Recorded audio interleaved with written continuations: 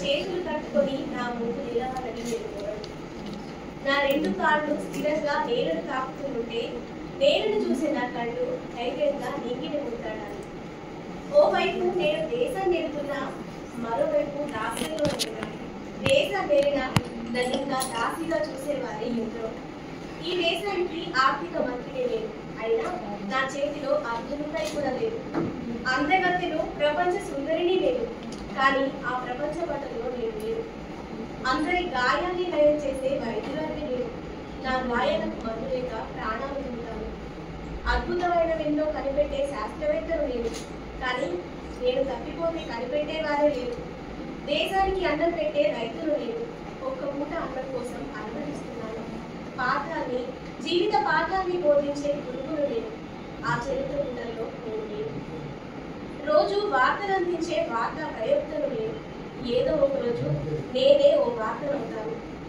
నీ మనసును సాంత్వనపరిచే గాయని లేదు, అయినా పరుష పరజాలంతో మానని గాయం చేస్తావు. నీకు జన్మనిచ్చిన తల్లిని లేదు, చీ నాకు ఈ జన్మెందుకు రానిలా చేస్తావు. ఇంటిని చక్కబెట్టే ఇల్లాన్ని లేదు, కానీ నేనున్నది నీ ఒంటికే వంటింటికే అనుకుంటావు. ఉక్కపోసిన ఛాతీలో నొప్పి లేసిన నిండుగా కప్పుకుంటాను నేను. తెల్లారి ఏదో చెత్త కుప్పలో చలనం లేక నగ్నంగా పడి ఉంటాను.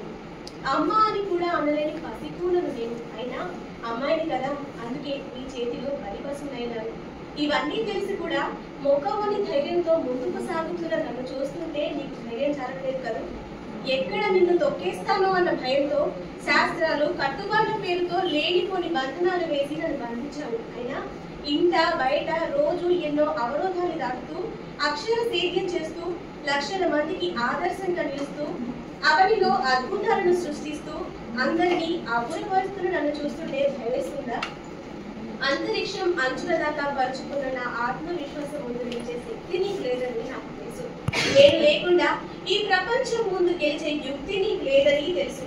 అయినా నన్ను ఇంకా అవలగానే చూస్తున్న నిన్ను చూస్తుంటే జాలేస్తోంది. ఒక్కటి గుర్తు పెట్టుకో, నా కాళ్ళు గాలిలో కాదు నేల మీద ఉండాలి, నా కళ్ళు నేలను కాదు నింగిని చూడాలి.